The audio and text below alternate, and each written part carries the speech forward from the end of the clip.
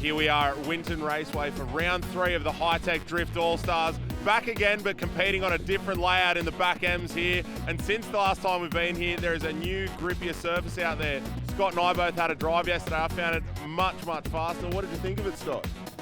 Yeah, it was really quick out there. I just jumped behind Schultz's car and had a little steer and run on radial tyres, and the speed you get through that first sweeper is pretty cool. So I can't wait to see what the boys do today. There's going to be plenty of action, plenty of tyre smoke. It's a beautiful day here at Winton, so I can't wait to get into it. So Dan, we're here at Winton Raceway. Today the guys are going to be driving the back M's.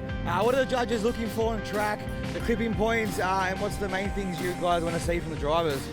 Yeah, Scott, look mate, it's a really good opportunity for us. We've never come and done this section of the track, so there's lots of new stuff.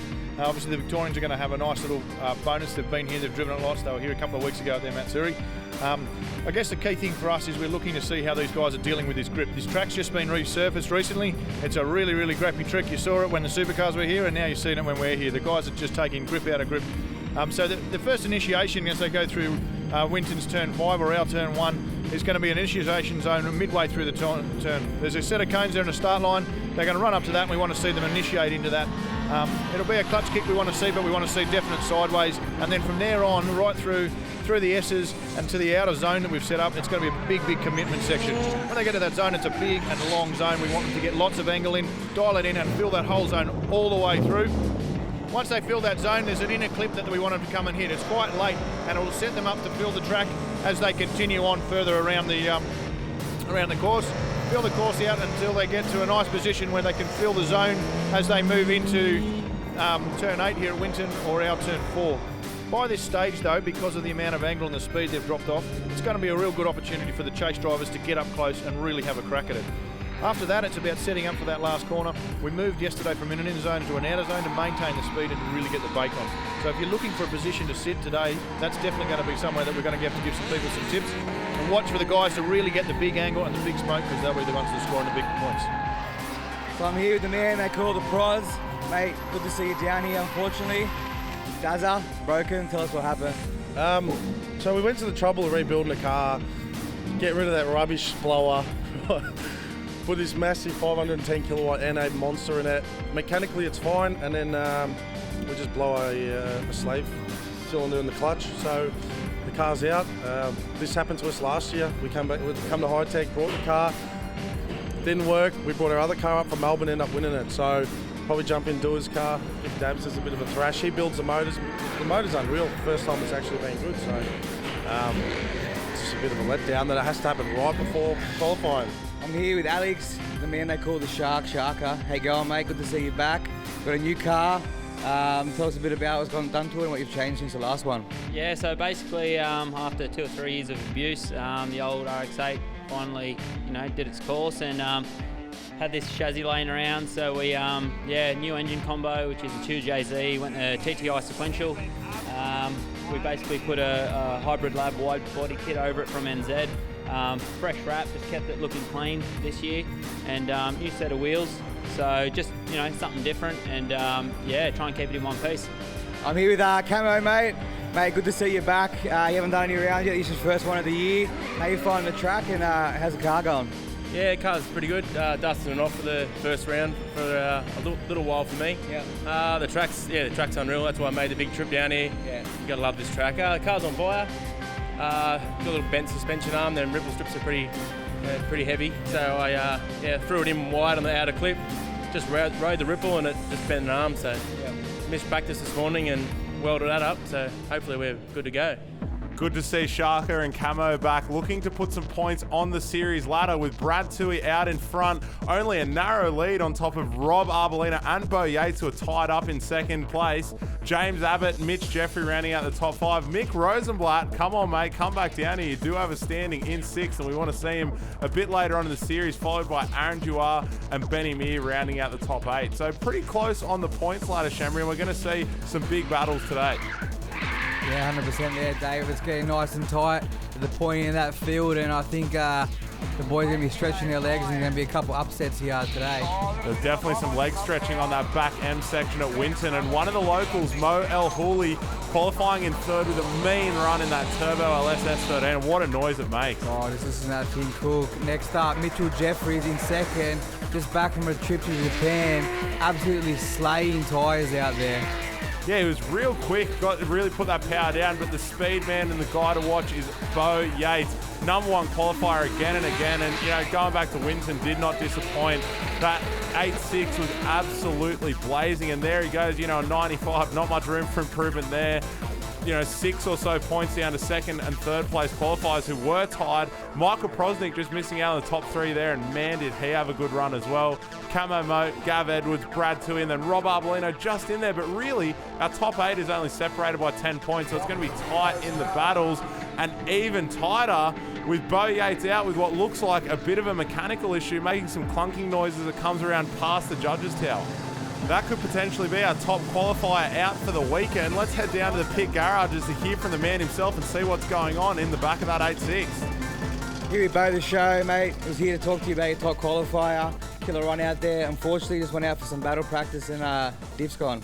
It's always the way, isn't it? I think I was 6 points clear in qualifying, so to qualify with a 95 or something, the car, to tell you the truth, I felt very confident this weekend, and I said to the boys at the start of the weekend, I've actually got a diff on order down there at Toyota. It arrived on Friday, but we left on Thursday to come here racing. So unfortunately, I've just broken it out there in battle practice. We're just running up and down pit lane to see if we can get a spare one. And we'll see what we can do, mate. So I'm not sure if we're even going to make the top 16. Unfortunately, Bo not getting back out on track, and because of that and the size of the field, there were a few buys in the top 24. Now, the first battle we're going to see here is Catherine May up against Michael Bonney. Both of these drivers locals and quite familiar with Winton, and Catherine especially really clean out in both the lead and the chase position, making a very clean line there with Michael Bonney struggling a little bit with speed and getting knocked out. Yeah, as we jump on board here with the return of the Shark in the chase run with Finney O'Hara in the lead. Finney pulling down a killer run. Unfortunately, had a few gremlins in practice, and they followed him back out in the top 24. Another one of the Iholli brothers now in that Turbo LS 8.6. Really, these two cars put out some crazy noise, followed by Josh Kelly, who's had the gearbox in and out of that car about 4 times this weekend across 3 clutches. Massive dramas, not getting in the practice that he would have wanted, and otherwise a really strong driver, but just that lack of seat time this weekend on that new sticky surface of Winton gave him a few issues. So after that, that's where we ended up in the top 16. Bo Yates, we know, is knocked out, so Catherine May going through there. Rob Arellano against Aaron Jawara. Michael Prosnick up against Anthony Bilick. Cameron Mode and Warwick Hill. Mitch Jeffrey and Alex Sharker. Brad Tui, James Abbott. Mo Iholli up against Kadar Iholli, the brothers battle. And Gavin Edwards up against Benny Meir, the battle of the LS V8s. Very good one. Jumping on board with Wazza Hill, just destroying that 2J on the limbs. Yeah, pumping the thing full of boost, and out through that warm-up zone, keen to warm up the tyres. Yeah, and as we go off, we're going to have Aaron Jawara lead off with Robert Bellino in the chase. It's going to be a good one to see. Aaron Jawara really getting that car dialed in this season and getting a lot more aggressive than Rob, a championship contender. Not going to let it go away from here as we come through the first sweeper. I know both of these drivers were foaming for a chance at the podium this weekend, so a little bit unfortunate that 2 very high-level drivers have come up against each other straight away in the top 16. They're both going to be working for it. Jawara pulling away in a little bit in that front gap there, but then dragging a wheel through the dirt on the inside clip, just going that little bit narrow. So hard one to call there. As much as Rob Arellano was left behind a little bit in terms of speed, it was a very clean run in the chase. Yeah, 100%. As we watch this replay, we go back through. As you can see here, Jawara starts to pull a little bit of a gap, has a little bit of a bubble against Rob, sort of caused him to slow down and then back on the gas and threw in as we spin it around. Robert Bellino in the lead and Aaron Jawara in the chase. Nice early entry there through the sweeper. Plenty of cool coming out of those tyres of the 350Z. Jawara really seems to have some speed on this surface. I mean, that car is so super light with an angry NA carby-fed V8, while the Hi-Tec car, quite a heavy 350Z with a big twin-turbo LS there, and Jawara getting up on him. A little bit of a mistake. Jawara gets lost in the smoke a tiny bit, but tries to push hard and get up Rob's door as they come through that outer zone. Nice and close chaser in Jawara there, but like you're saying, just that little bit of mistake as he came through the smoke and not quite getting the transition he wanted, and through the middle section there, just a bit of a straighten up. And you know, when you have that mistake right in front of the judges' tower, that's really what will see them go the way they do. As we come to our second battle, Cameron Moe in the lead in that link 2J S15 against Warwick Hill in the Foreman's 2JZ BMW. Camo on song in practice and qualifying, very consistent. Warwick makes a mistake. Oh no, that's not going to be good for his points. Yeah, wasn't finding the inside ripple strip, then the outside ripple strip there, a couple of bobbles and straightens, but then back on it trying to chase down Cameron Moe. You know, it's a really hard mistake to overcome when you do that at the beginning of your run, because your road speed is defined for the rest of the course by what sort of entrance speed you're pulling off at the beginning. Managed to pull up nicely there, but Camo is just so fast on this layout. As we jump on with Wazza, as you can see here, coming through the sweeper, gets lost in the smoke, and unfortunately goes off track, comes out of drift, and it's going to be advantage Cameron Moe as they go into the second battle. Let's flip it around. Wazza in the lead, Moe in the chase. Nice early entry there on the sweeper. Camo, nice and tight through there. Oh, drops a small wheel. Doesn't affect him too much. Dives coming through the first right-hander. Man, early on, how's that angle in the chase from Camo Moe? They're not only coming in faster than Warwick Hill, but gaining on him with a lot of lock. There's no margin for error there.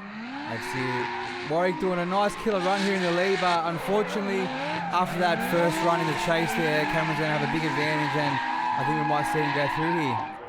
Tell you what, Waz's car absolutely hoses when it's on song though, pumping a lot of smoke out of the back of that E46 Beamer, but look how closely these guys are separated here. Cameron Moe, you know, really calculating where he wanted to be on that chase run, so consistently through each corner, he could just gain and close that gap as he needed to. Here we go, Mitchell Jeffries again, 2J versus 2J, S13 versus RX8. Oh, Jeffries drops a wheel with Alex Shark in the chase. Not only dropped the wheel, but really rode that outside dirt section the whole way through there, so that's a big mistake from Mitch there. He's going to have to do a lot here to get that little mistake back in the points and go on board with Shark. First round back after the new build, good to see him back out here. Both cars riding that inside clip really nicely, and then Shark are going that little nice bit wider into the yeah. outside zone, and that is the way the judges are judging it here. It's an inside clip followed by that big outside clip. So Mitch coming through here and just dropping that wheel early on while Sharker stays with him, and he does get the advantage there, I'd say purely because of the additional speed and how nicely he was hitting those clips, but from riding on board with Sharker, he was a lot wider through that last corner. Yeah, as we flip it around here, Alex Sharker in the lead, Mitchell Jeffries in the chase. Nice work from both boys here as we come through the sweeper to the first right-hander. Big lock thrown on by the Shark. Jeff is doing everything in the chase to get back on his doors. They come around clip tree. Both cars really making the most of that grippy Winton surface and driving nicely out of the corner, hugging that inside clip, but how they go in the last corner. Yeah, we come out the rear zone. Here's the rear zone here, and the boys do well. Both of them doing pretty well around there. There was definitely some more of that zone to be filled, though, through that last corner, and I think that's what's going to get really critical as we get to the end of some of these runs and to the pointy end of it. But agree with the judges there. Both of these drivers did have their own strong points, so let's see them go again one more time. Yeah, they're both stronger in their lead runs, in their chases, a few mistakes, and we're going to see them go again. As we turn it back around, Brad Toohey in the lead, James Abbott in the chase. It's going to be a good one to watch. There is still one JZ in this battle here, and a lot of them throughout the field. James Abbott with that S15, big JZ under the bonnet. Oh, look at the lock from Jabs in the chase. And he fills that outside zone so nicely while Brad Toohey's there cooking away the tyres of that twin supercharged LS86. Toohey, plenty of speed here, but I think it might be working on a little bit of a disadvantage coming out of that sweeper. They're currently in that last corner. Can Toohey fill the zone nicely? Does just that with Jabs. Trying to pull in that door, but yeah, unfortunately just not right there. I think I might have seen a bit of a wheel drop while riding on board with Jabs there, just going through that outside zone. And you know, the judges have said that a single wheel off is 5 points off, and if you get both of them off the track, it's a big old 0. So very, very harsh on the track edges here, and these guys need to keep it on the black stuff. Let's flip it around. James Abbott in the lead, Brad Toohey in the chase. Nice early entries from the boys coming through the sweeper. Coming in this first right-hander, the most critical point of the track here. If you get this wrong, the rest of the track is going to be offline and you're not going to get it dialed in. Jab's doing everything right in this lead run as they come around Clip Tree. Tui getting in nice and tight there, both of them on that inside clip and running the wheel up along the ripple strip there. Let's see how it is on the last corner. Tui wide there, but same with Abbott. Both of them are nice. I think that might have been a wheel drop from Tui. Yeah, pretty much similar in both boys' runs. Just a couple of small mistakes from both. As we can see coming through here, Jab's killer on this corner all day. And there you go. James Abbott gets the win and goes through to the top 8. Great chase from Brad Tui though. He really put it all in there, but Jab's just that little bit more angle and a little bit more aggression. Riding on board with Mitch Jeffrey now being chased by Alex Sharker. We're seeing that one more time again. Both these drivers pretty close and very, equal in that speed and line there, but Sharker just seems to be winding on so much more angle there, whereas Mitch Jeffrey's obviously got the chops for it. He's our second place qualifier. That's it as Jeffries comes around Clip Tree doing everything right there in this lead run so far, leaving Shark a little bit behind. All he's got to do is fill this out of zone. A little bit of a bubble, not too much. That won't affect his scoring too bad. Definitely quick there, and you can see the difference is really the Jeffries car is, putting out a fair bit of smoke but driving, whereas Sharker seems to just be blazing and not getting as much forward drive as you need there. So obvious advantage in the lead to Mitch Jeffrey at least. With the position switched, it could mix up. Let's see, we got Alex Sharker in the lead now with Mitchell Jeffries in the chase, coming through the sweeper. A little bit messy there from Sharker. Oh no, Jeffries has a straighten up coming out of the sweeper, coming into the first right-hander. Lets Sharker walk away. That's going to affect him hugely in the scoring coming from the judges. As they come around Clip Tree. Jeffrey doing everything to get back on Shark's door coming into the last corner. See, straightening the judges' eyes isn't necessarily a huge point deduction, but letting Sharker pull away and the fact that Sharker's lead run had very few, if any, errors throughout. So that's going to tip the judges' favour towards Alex Sharker, and there's the confirmation. Mitch Jeffrey, though, driving fantastic at this event and well-deserved second-place qualifier. Now, don't go anywhere. After the break, we'll be back into the top 16 of the Hi-Tec Drift Allstars Pro Series, as well as the famous Insurance Pro-Am.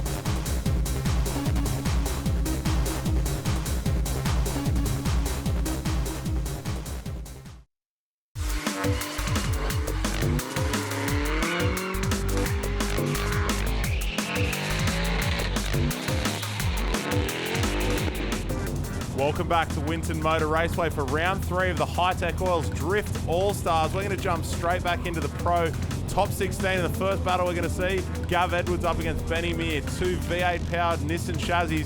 One of them with a big carby, one of them with that EFI late model LS. So sure to be a good battle as race control gets them ready on the line to lead. As we take off, Gav Edwards leading, Benny Meir in the chase. Let's see what these boys can throw down. They come around the first sweeper. A nice early entry there. It's really critical how these guys set themselves up there and carry that speed from early on and down into it. Benny Meir, lots of straightens and a bit of a bobble and just trying to work out where he wants to get settled in that chase, while Gav Edwards pretty smooth. Yeah, Gav throwing big lock on coming into that first right-hander as they come around Clip Tree. Nice line by Gav there. Benny Meir, don't take anything away from him. He's pushing up hard trying to get on Gav's door as they come around the last zone. Really chasing hard, but we've seen all throughout practice that Gav is so fast in that last section of the track. So, really well done with Benny to stay with him, but I think that's where the advantage was gone.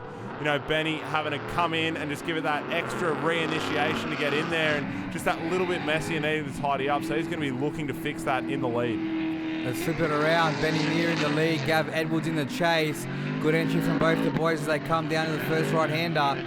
That's a bit neater there. Ben coming through, clipping that inside ripple strip and then winding the lock on with power. But Gav now the one who's making a mistake in the chase, although he was coming in a lot faster. Benny Meir came a little bit off that outside kick on in the first right-hander there. Gav sort of dived in, trying to cut him off that corner. But as you can see here, that last bit of the track, Gav Edwards is just killer fast through there and gets up on Benny's door, and that might be the difference. Gets on his door, more like got on his headlight. That was nearly an overtake from Gav Edwards. He really knows how to chase through this last section here, and I think it's just the line that he takes through this little bit. Judges obviously wanting to take some pointers off Gav Edwards on how to chase, because we're going to see that go again one more time. Let's spin it around. Michael Prosnick driving Aaron Jawara's car. Unfortunately, his car broke in practice. Followed by Anthony Bilick in the chase. Let's see what Pros can do. Only driven this car for 2 laps so far. Bilick, a seasoned veteran in that S13. Man, Pros must be absolutely gutted blowing up a slave cylinder in the pits, but right at home with another V8 powered S chassis. Tell you what though, Bilick has switched it on this weekend, coming down to Winton, really lapping up that extra speed and taking the opportunity to chase someone like Pros and really feed it to him. Yeah, let's have a look at the replay here. Small bobble by Pros coming out there, but plenty of aggression. Remember, he's only driven this car twice, so it's not easy jumping in someone else's car and trying to get it around racetracks, especially when you go on those speeds as we turn it around. And by twice, you mean literally 2 runs through this judge section, and this is going to be his 3rd, so really impressive for Pros to get in and throw down like that. But Bilick, how aggressive is that angle, and right to the outside ripple strip. Comes in early, Bilick there. Pros doing everything he can to get on his door as they come around Clip Tree. They're going on board. Nice, cool, calm, collected, the big Pros. Oh, unfortunately, small bobble there. Let's see if he can throw it in on his door coming around the last zone. I love that interior of Aaron Jawara's car. You can just see so much of the pedal work and watching Pros all over it. Clutch, foot brake, little bit of accelerator trying to pull it up, but he was just obviously worried about bending a friend of his car there when he was chasing Bilick. Got off it for that split second, and that was enough to just straighten the car a little bit and tip that ever so slight advantage towards Anthony Bilick, who's now going through. Yeah, unfortunate for Pros there, but he'll be back as we flip it back around for this one more time. Gav Edwards in the lead, Benny Meir in the chase. Gav putting a bit of a gap on, and how good's that wheel cam on Benny Meir's car?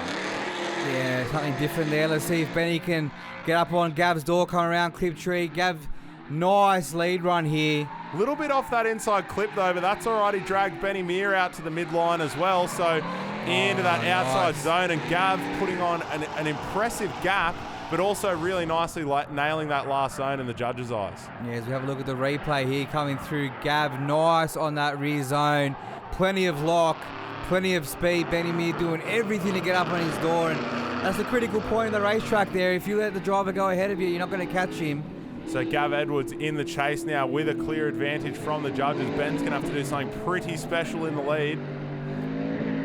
Looking good so far. Critical corner.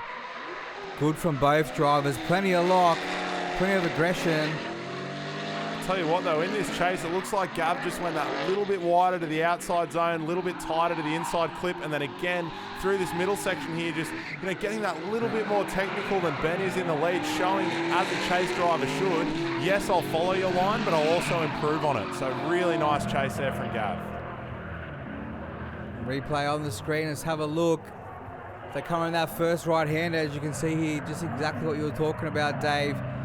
And Gav gets on the power and starts to reel in Benny coming around that Clip Tree. Really nice on the line there. Now 2 locals, the Iholli brothers, Moe up against Kadar. Both of these things big turbo LSs on the bonnet from Garage Works. Absolutely hosing as they come out of this corner. Have a listen. Nice, just limbs and Cook, exactly what we want to see. Kuda's car, first competition in this car. Dialing in, unfortunately. Oh no, Kuda. What's happened? Looks like a mechanical failure. Moe's just changed the steering in that S13. Seems to be working to his advantage. He was talking to me in the pits, going he loves it. He's going to dial it in and he'll be up there for sure. Damn fast car, both of these things. But Moe, as the more familiar one in that S13, just seems really comfortable with the setup. And that's where Kadar just had the little straighten there. So unfortunately, few mechanical issues there, rattling away in the back end as well. And it looks like the high grip surface of Winton Raceway has really claimed another vehicle with that extra grip. Anyway, into our top 8 ladder, we have Rob Arellano up against Catherine May, who got through as a result of Bo going on the trailer. Cameron Mode up against Anthony Bilick. James Abbott up against Alex Sharker. And Mo Iholli against Gav Edwards. So a few interesting cars, some top drivers here and some upsets with mechanical failure. It's going to be some tight battles as we head into the top 8 of the Pro. As we take off in the top 8, we're going to see Cameron Mote lead out Anthony Bilick. This could be a good one. QJ S15 versus SR20 S13. That Link car has been on fire all weekend with Camo behind the wheel. Yeah, relatively freshly built car from Cameron Mode. He's been dialing this thing in for a little bit now, but the first round we've seen him at the Hi-Tec Drift Allstars this year in round 3. Man, Bilick chasing as quickly as he can, but Camo's car just seems to have so much speed and grip as it drives out of this corner. Yeah, as they come around the tree clip, on board with Bilick here, runs a little bit wide, gives Camo a little bit of a gap. Camo doing nice in that lead run, just on fire all weekend. First one to get on the track on Friday practice, last one to lead, and you can tell that that advantage is helping him out here today. So Bilick's going to have a chance now to switch it up into the lead position. Pretty lucky there that he did draw the chase, so he sees exactly what he's up against with Camo Moat, because he doesn't give people an inch in that chase position. Yeah, let's flip it around. Anthony Bilick in the lead, Cameron Moat in the chase. Camo, nice and tight for the sweeper. Unfortunately, causing him to having a straighten up. Not too bad, but still heaps aggressive coming in that first right-hander. Can Camo do something spectacular coming around the rest of the race course to make up for that? And he's doing just that. Tell you what though, Bilick's not really doing anything wrong in the lead. He's very fast. He's got the snappy transitions. He's hitting the line where he needs to. It's just that Camo is all over him. I see Camo knew he needed to make up for that small bubble he had following Bilick. Unfortunately, obviously that speed difference, big crucial factor coming that first right hand. As you can see, Bilick's a little bit off that rear clip, not what you want to see, and Camo knew he had to do something spectacular and does just that for the rest of the racetrack. So we're going to see one more time between those two. And just to clarify a bit as well, we'll use this run as an example, is as much as the judging starts at this pair of cones here where they initiate, the judges have intentionally left this middle section here as, you know, unjudged in terms of line. So those bobbles and stuff we saw from Camo is a result of the speed difference of these cars. They just want to see him settled through the middle section. And that's exactly what we've seen here from James Abbott, but a big wheel drop from Shaka. Abbott doing everything right in this lead run, absolutely giving Keithy hell. Coming around the last clip, all he's going to do is keep it on the track. Oh! Both Two wheels off. Abbott, what are you doing, mate? What a shame, because, you know, that was really a dominating lead run. And look how nice his line is through this little bit here. Comes in, he's going as wide as he can on that outside clip, and then just there, boy. Yeah. That bank corner, you know, they'll pull you out every time. You're on that little bit too wide, you're running off. As we jump on board with Shaka in the lead run, can Abbott do something spectacular in the chase to make up for that disadvantage? Oh man, it's going to have to well and truly be spectacular to overcome a 10-0, and it's looking like it is Shark nice. Run shallow comes to, what's going on here? Just chaos. Yeah, Shaka having a bit of a speed stall there, but Abbott jumping the gun a little bit and actually overtaking before Shaka had either, you know, ceased his drift or, you know, done any sort of larger mistake there. So as much as Shaka did slow down, that's a big no-no for the judges there, because Abbott, instead of emulating that line and chasing closely and following whatever mistake Shaka does, he went, nah, see you later, mate. I'm out of here. I want to lead now. Yeah, Jab should have just sat back a little bit here, waited for Shaka to straighten up and pull out of the drift, and that would have been a 0-0, and would have seen him going one more time. Unfortunately, Shaka gets the win. It's hard when that red mist comes down. You just get overcome by it. He wanted to go fast, and that is exactly what he did. Battle of the V8s again here. We got Moe off. Drops one wheel, pushing killer aggressive coming in that first right-hander. And Iholli's car just hooks up so nicely, but Gav, we've seen, is just aggro on that chase. So let's see him through this last corner here. This is Gav's corner, we'll call it. Gets that R32 V8 up on everyone's door and does just that here. That wheel drop from Moe is going to affect him in the judges' scoring. Man, we're all over renaming the back section of Winton Raceway. We got Clip Tree, we got Gav's corner. What are we going to call this? Wheel drop straight? Pretty much is what happened. That's what it might be next time we go there. As you can see on this replay, yeah, that little difference is going to be Moe dropping that one wheel as we flip it around. Gav Edwards in the lead, Moe Iholli in the chase. Early entry from Gav. Wow. Very fast as well. You see that car driving. It's not putting up a whole lot of smoke because he's using that grip and just driving through the corner. But Moe right there with him. Yeah, Moe not letting him go. This is my home track. Going to give you a go, Gav. And doing just that, getting out nice and tight. This is a crucial corner. He's got to be as close as Gav was. Both drivers clipping a little bit early through that middle one, and Moe going right up the inside there, nice and tight with Gav. But the reason he got so close is because he moved away from the judge line and went to the infield. Yeah, running a little bit shallow there from Moe, but trying to do everything he could to get that disadvantage back from dropping the wheel in the lead run, but unfortunately not getting there. Gav goes through to the top. Here we go, see that one more time. Again, both these cars switch the tyres around and they're back out for one more time. Camo chucking in early while Bilick chases. Coming into the first right-hander, Camo looking good. Up on that ripple, exactly where the judges want to see you run. Can Bilick get up on his door here? Bilick just doing the angriest limiter bashes in that poor little SR. Doing everything he can to try and keep up with the big JZS 15, but the speed and the grip of that Link ECU S15 with Camo Moat behind the wheel, it's an unstoppable combo. Camo would have gone back in, told the people in the pit to drop down the pressures a little bit so he can pull away from Bilick, and he's done just that in this rerun. As you can see here, this is the difference. That one corner is where it all could go wrong for you. Bilick coming in angry now, but coasting that throttle a little bit before the judge zone, and you know that lack of road speed when you're up against a car that already is gapping you in terms of grip and speed, it could have been a critical mistake there for Bilick. Camo trying to better Bilick's line there as they come around Clip Tree. As you can see, the difference in the run so far is the proximity. Camo a lot closer than Bilick was. Also riding that inside ripple strip there through the middle section, which is what you want to see for a judge quick. Good work from Camo there.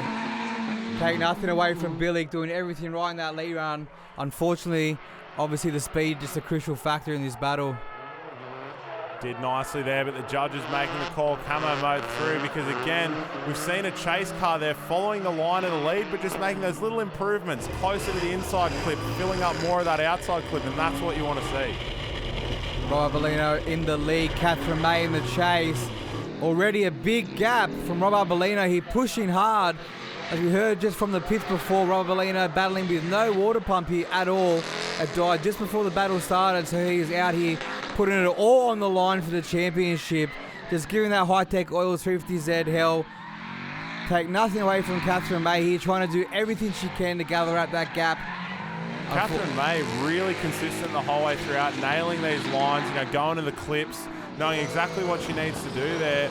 Rob, you know, a little bit unfamiliar with this track. He did run the front section, actually won the Trans-Tasman Series, and that's what convinced him to come back and just keep driving again and again in that Hi-Tec Drift Allstars, actually getting a drive in the Hi-Tec 350Z and a well-deserved advantage. But Catherine May is not one to be discounted. She's been quick, consistent, and very calculated in her line.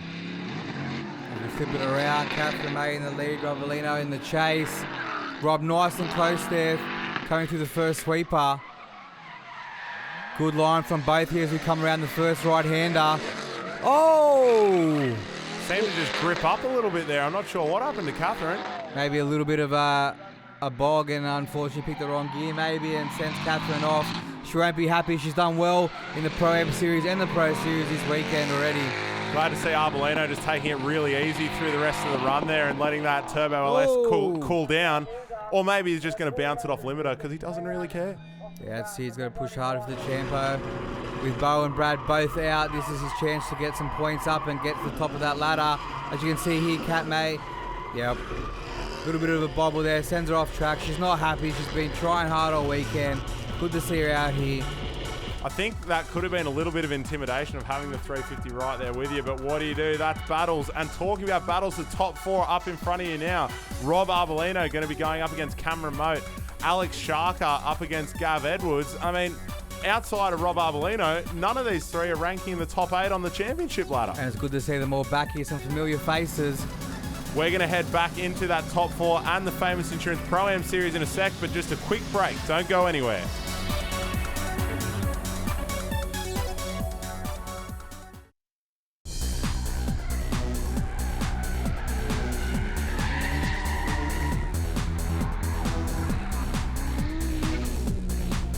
Welcome back to round 3 of the Hi-Tec Oils Drift All-Stars, stepping it up and going to a big track at Winton Motor Raceway, running the back M section, which has been really technical, and throw in Winton's new grippy surface into the mix, and we've seen some tight battles. We saw Pro before the break, but before we get into the top 4 of Pro, we're going to see the top 4 of Pro-Am, and man, has the level of driving been high.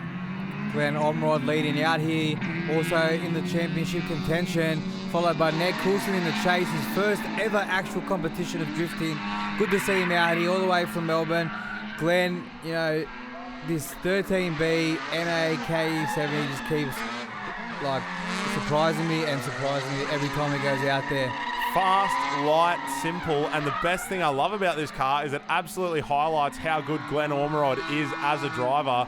And he is one of those drivers that really the Pro-Am Series was aimed at, you know, sitting middle of the pack in the Pro Series, step down to Pro-Am and have that extra opportunity to step up. He's now our points leader and has taken out the majority of the rounds. But Ned Coulston doing so well in his first competition, and I love that, you know, at his very first competition, he's building what looks like a pro-level car. These guys definitely have their eyes on stepping up to pro, and I think with some of this driving we will see it.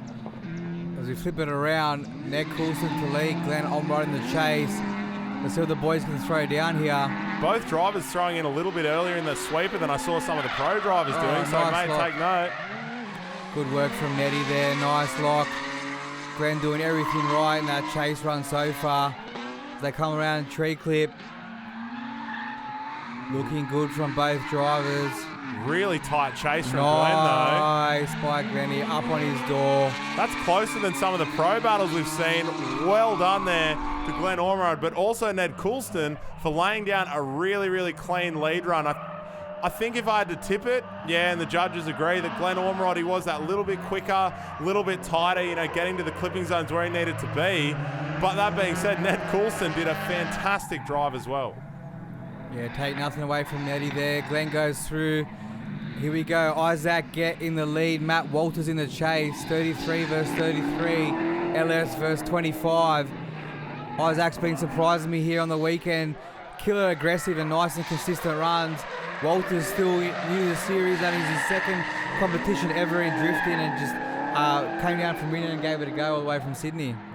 Yeah, Matt Walters, you know, really stepping it up. We've seen throughout the day here, you know, struggling a little bit with that high grip surface, but he is absolutely going to send it in the final top four and just being so stoked to get there. Isaac Get, though, just seems to be in another league. So fast, really smooth, you know, knowing exactly where he wants to be settled on that lock. And I think that's something to even watch here is how Isaac's car is nice and flat and settled, whereas Matt's car has a little bit of roll in it. So Matt, you know, maybe some sway bars or something there, but a lot of NA power and a lot of grip.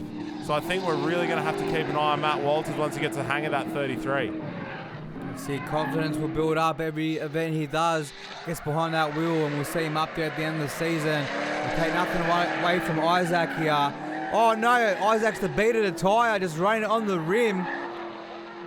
Could this be the advantage? Oh, Walters off the track, throws it away. Both drivers made a little bit of a mistake, and then nice and tight through that last corner there.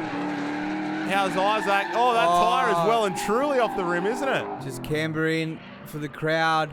As you can see here, coming to that first right-hander. Walters makes a mistake. Isaac's wheel is already debated and just continues on for the rest of the track, just holding it on for the crowd. So there we go, our top four decided. We're going to see Ned Coulston up against Matt Walters in that B final, and fighting out for the top spot in the famous Insurance Pro-Am Series will be Glenn Ormerod up against Isaac Get. Straight back in this top three battle, Ned Coulston to lead out Matt Walters. What are these boys going to throw down?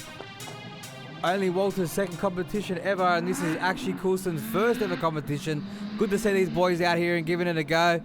Exactly what we want to see as they come around the first sweeper. Nice early entry from Coulston. Walters doing everything to keep up on with that speed coming out of that 32.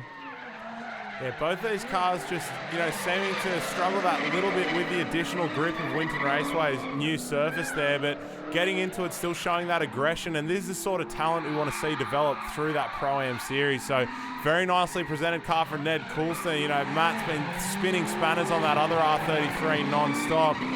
Nice battle for these guys, but Matt Walters just left a little bit behind there in terms of speed. As we have a look at the replay, as you can see, Walters comes in there, a little bit of a bubble coming out of the first right-hander, drops a wheel here, and that's what gives Ned Coulston that advantage coming into their second battle. Still, position's going to switch, so that third place on the podium not quite decided yet, as Matt Walters now leads Ned Coulston. Oh, Coulston giving Walters a big gap.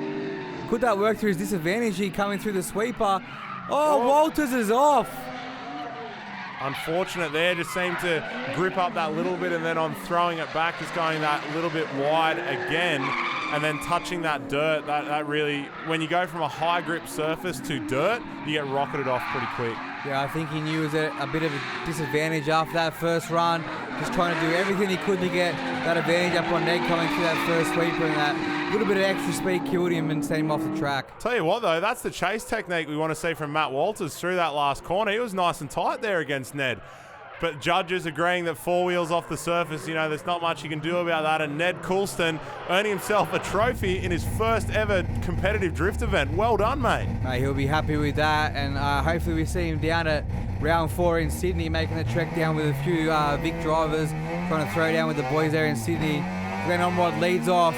Isaac getting the chase in the final, the famous Pro-Am Series. Nice and aggressive entry there from Glenn Ormerod, but Isaac is right there with him. Oh, small wheel drop by Ormerod, keeps it on, max lock. Isaac doing well to keep on his door as they come around clip tree. Diving in nice here. How close do they get to that inside clip? Both drivers filling it up a little bit far off, so it's going to be on this last corner now. How wide do they go? Glenn right out there. Isaac just that little bit down towards the center of the track there and missing that outside clipping zone, but Glenn, pretty much every run this weekend has just been going wide there and dropping that single wheel, so there will be a bit of a point deduction there from the judges, but I don't really know how that balances out Isaac's chase. Yeah, well, Isaac had a small straighten up behind him there, so I think it'll be pretty even coming into this second run. That's as Isaac point. Leads off. Glenn Omrod in the chase. What are these boys going to throw down? Nice from both so far. Isaac a little bit shallow off where the judges really want to see him, but and drops a wheel. Glenn reeling that line in as well and not quite going as wide. So with the wheel drop from Isaac, the advantage is well and truly now in Glenn's court. Just steering this little K as hard as he can. Attended one of our Hi-Tec Drift schools back in the day. I had him as one of my students, and my words were to him, mate, you are a natural, time to get in the comp car. Next thing you know, he's out there, and good to see him out there. Him and his dad do a killer effort together, setting up that car, and he takes the win again. Tell you what, the pedal and wheel work from Glenn Ormerod really, it shows why he's on top of the famous Insurance Pro-Am Series. So following that, got himself a little bit of a lead over Warwick Hill. Tim Schultz in third place, who actually blew third gear. And, we would have seen in those top 4 battles if he had third gear to use, but unfortunately had to pick between second and fourth.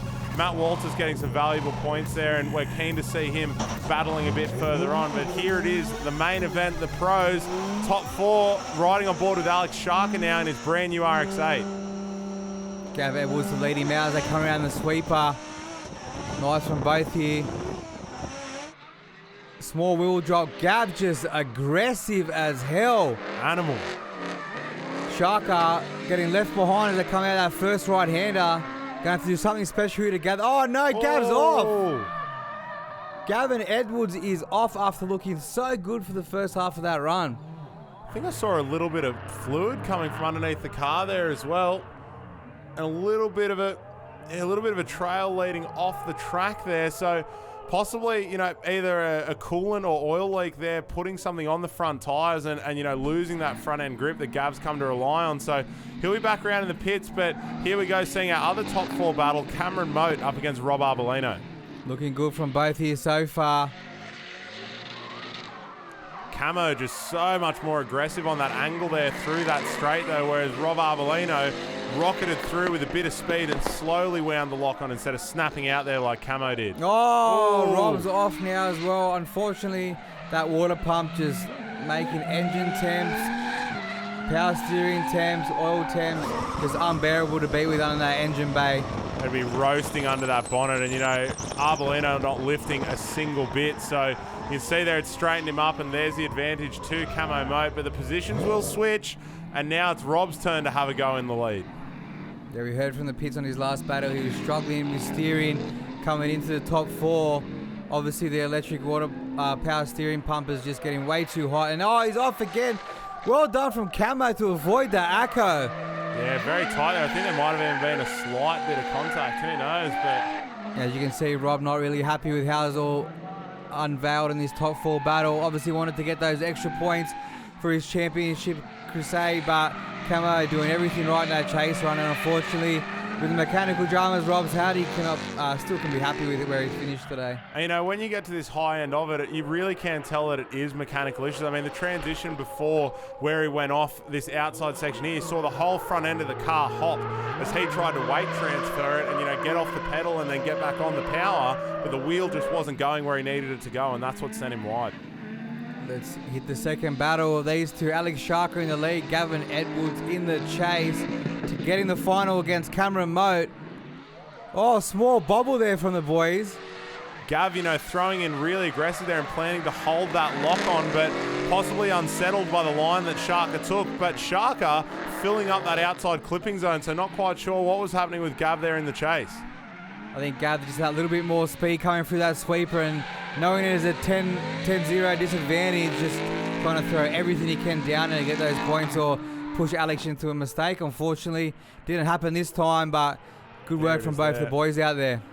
Judges confirming that Alex Sharker will be through battling out for the top step of the podium, while it's on Gav now to see if he can secure that third place battle. And man, so fast through that last section. So it will be Gavin Edwards up against Rob Arellano, while the old We Slide teammates of Cameron Moat and Alex Sharker go up against each other in what I believe is their first face-off in the Hi-Tec Drift All-Stars, or at least in a battle in the finals. It's actually their first face-off ever in all the history of the events we've done together. They've never battled each other. Really? And it's good to see them back out there now in the final of this round 3 at Winton Raceway. It's always good to see friends driving together. I mean, one of my personal favourites from last year, or the majority of them really, were watching you and Abbott go together, because when you see these drivers who are really familiar with each other, there's no backing off, there's no giving each other a gap. It's, I know what you're going to do here and I'm going to try to do it better. Yeah, we've been driving together for a long time, and our aim is to go out there and put on a show for the crowd, and exactly what these boys are doing here. Arellano coming in hot. Nice and aggressive from both with mechanical dramas on the weekend, pushing these cars to the limit, just getting through to this top 3 battle. And there you can see Rob again just fighting with that steering, and Gav goes through, just got to finish his last lap off, hit that rear zone, and he'll be getting the advantage in his first run. Yeah, what a shame. I bet Rob is absolutely fuming there, because you see the car switches back here and he's trying to turn in. You see the front wheels bobbling around and just it's not going well for him. So that water pump, you know, imagine how hot that motor is getting under there and everything else around it as a result. Gav's got the bonnet off, pulling a Rob Arellano move in practice, pinning it through as he had the bonnet lifted, and I bet Rob's wishing that bonnet would fly up again for him. As you can see here, a little bit messy from the boys, their cars, just dramas. Still trying to put on the best show they can for the crowd, and everyone at home doing just that. Gav Edwards, his first event this season after having nearly a year and a half off. He's not only fighting with mechanical dramas, but redbacks inside the cabin. Oof. Scary place. As you can see here, mistakes from both. Gav Edwards, well-deserved win there, though. I think, you know, as much as there were some equal mistakes when the positions were switched, it was the big mistake from Rob in the chase there that gave Gav that advantage to then carry through. So, third place trophy there for Gav Edwards. Let's see how the rest of the podium ends up as Cameron Moat now leads Alex Sharker. This guy came out to do it for Team Cam X. And the posies at work, mate. Nice entry on that sweeper. Plenty of cook and speed from Camo. Throwing it down in his final. Nice. Sharker's got to do something special coming out in his first right-hander. Yeah, Sharker is onto it now. You can see him just driving and blazing and trying to get up in there. But once that Link ECU S15 gets away, it's an insurmountable lead. It's just such a fast car that, you know, all that rear end development and just general suspension development in that car is shining now, because it's squatting back, it's driving, it's making the absolute most of this grippy surface. Very dodge. You can see here exactly what the judge want to see. Out wide that ripple. Big lock, slowing the car down, on the power early and coming out to around that tree clip as we spin him around. Alex Sharker in the lead, Camo Moat in the chase. Nice and early on this hoover from both the boys. Strong wooder as well. Oh, Camo nice and tight on the Shark. Can he hold it through this first right hand up? Exactly what the judges want to see. Oh, Shark bobbling again on that corner. It seems to, it's been hurting him all weekend there a little bit. Just maybe drop it down a gear next time we come out here, and he might get a little bit more wheel speed coming out of that corner. I think as well, you know, if you come in that little bit too deep there, you're just doing everything you can to not end up off the edge of the track. But, you know, through that last section of it, both drivers obviously having a fantastic time. On the Hitachi replay here, though, you can see he's coming in fast and deep with a lot of lock. And then But boom. then just not quite. He goes, oh, there's a track edge there. Oh, wind the lock on, get on the power. And it's just really hard to judge that line there when you make the mistakes early on. So now we've got our series standing with it decided. Rob Arellano, because he did get through into that pointy end, getting that slight points lead over Brad Toohey, got knocked out early on, and Bo Yates, who was out with mechanical issues. Your boy James Abbott back there in fourth. Mitch Jeffrey, Aaron Jawara, Benny Meir, and Warwick Hill rounding out the top 8. But the man on the top step of the podium was Cameron Moe. I've been really busy and I'm just trying to set the car up before I take it to events and just have a go. So I've played around with a few things. Obviously, with the help of Link Engine Management, the car's on fire, so I can't complain. It's doing everything it's got to do. Consistency is the key in drifting, and with this Link Engine Management computer, it's just start and go, and that's the key, I think. Congratulations to Camo Moe coming in on the top step of the podium, and Glenn Ormerod maintaining his lead in the Famous Insurance Pro-Am. We're going to see these guys battling it out again back at the home of the Hi-Tec Drift Allstars, the Figure 8 at Sydney Motorsport Park, Saturday 30th of September. Be there. The winner's circle ripping it up out on the skid pan for some victory. Skids and Shembry, we've seen some tight battles in the series so far. What are you expecting for round 4? Can't wait for round 4 there, Dave. It's going to be killer. You know, we've got some familiar faces back in the competition. We've got some new faces that's stepping up. You know, everyone's going to lay it down at round 4, so make sure you get down there because there's going to be plenty of action. Are we going to see someone new on that podium again, or are one of the top 3 going to get up there and keep that championship fight alive? We've seen some upsets right in the middle of the season, so it's going to be an interesting one and right down to the wire. Be sure to join us at Sydney Motorsport Park. See you next time.